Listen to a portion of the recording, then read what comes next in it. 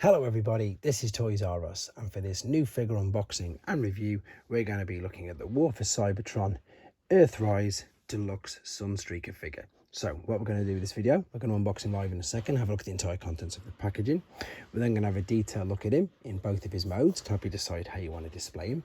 We will of course do some comparisons with him and his original G1 self.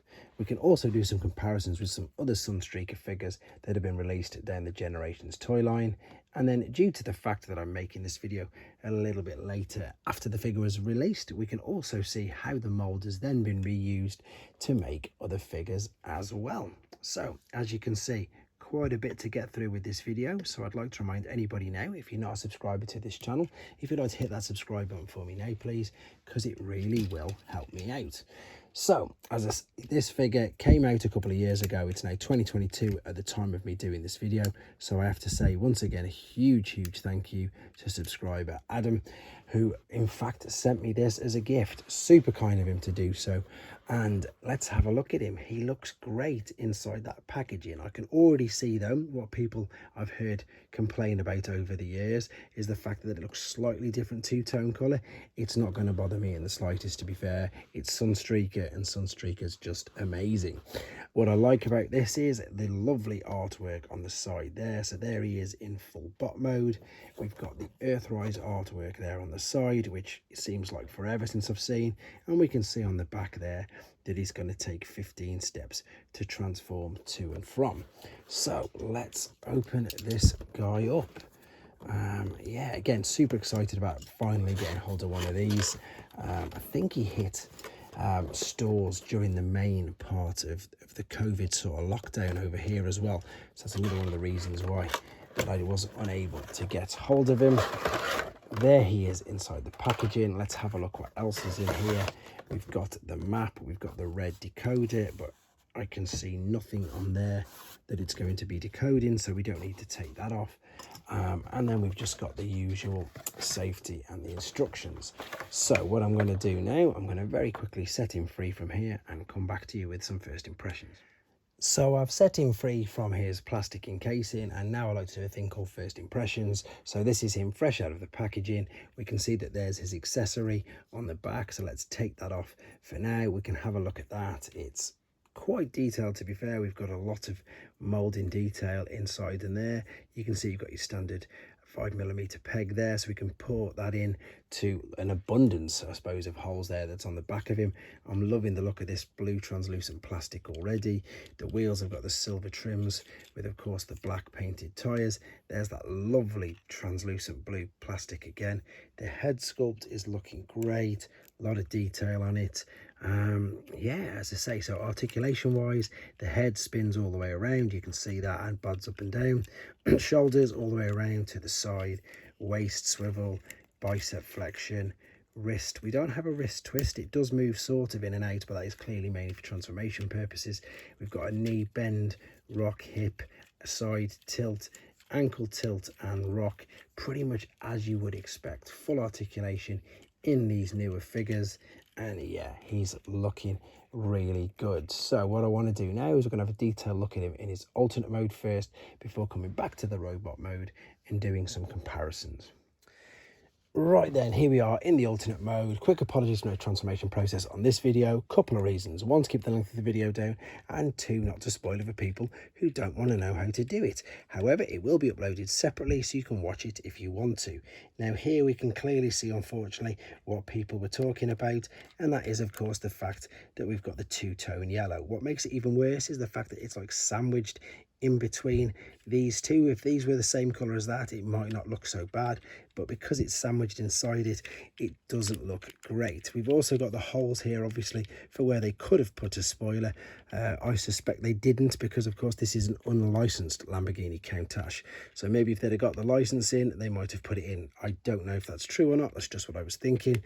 However, we do still have the lovely Autobot logo tampograph there, and this beautiful translucent blue plastic for the windows. It looks great. I also love the fact that you can't see anything inside. It just looks, I suppose, robotic, a bit computerized. Lovely detail there on the headlights, and then underneath I suppose, yes, that is the robot's head, but it is turned around and you're not really going to look at it from the underside. Wheels, of course, spin around lovely black tyres, silver trim on the inside.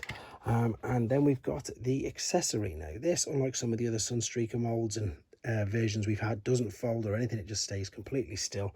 And we can pop this on top of there like so. You can turn it around if you want. It doesn't look anywhere near as good like that, so I'm going to turn it around like so and bring in the Generation 1 version, which is of course what this is a lovely homage to. And from the side view, this one, oh, it's got a bit damaged, but it still looks good. This silver bit on the top is exactly what I was just referring to.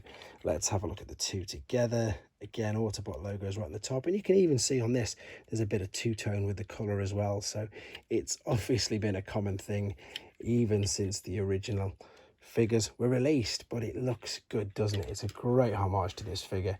Lovely. It could be better, as I say, with the yellow. However, I'm not going to let that ruin, I suppose, my opinion or judgment on this. I agree it could be better, but it still looks great. So what we need to do then is come back for the final time in the robot mode for some more comparisons and to finish off. Okay then, back for the final time in his robot mode, and the main reason for this is because this is how I'm going to choose to display him. So let's have a look what we can do with his accessory. So if you don't want to put it in his hand, again, we've got all these holes on the back. We can put it there a bit like I suppose a rocket pack. We can turn it around. Is it visible that way? That doesn't look too bad, to be honest, if it's spun around there. But of course it is supposed to be a handheld weapon, so you've got a choice.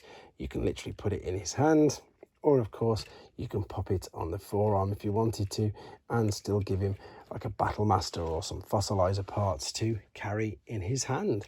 Let's have a look at a couple of comparisons then, because of course there's just a great figure, and usually wherever we see him we would see this guy, so it would be wrong of me not to bring him out to put the two next to each other just to see how well they do look together. And again, I do have to thank Adam ever so much for sending me this figure. It really is appreciated.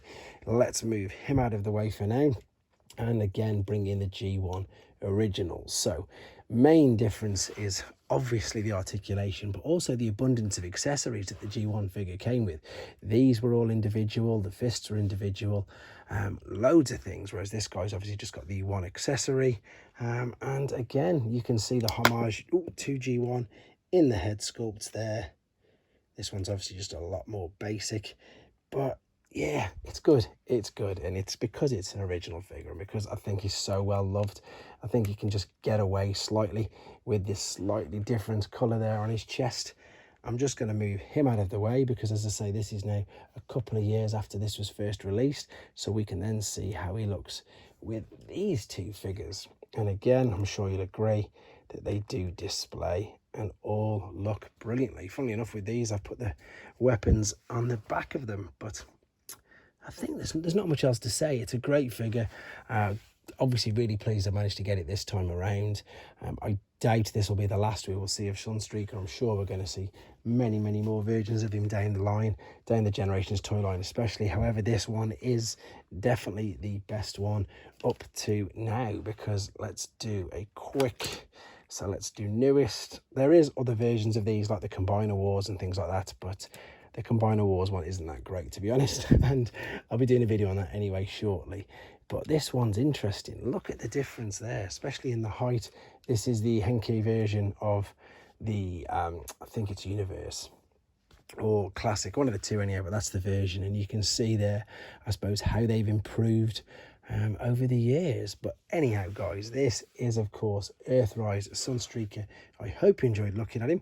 I hope, as I say, it helped you with your decision if you perhaps wanted to get one as well.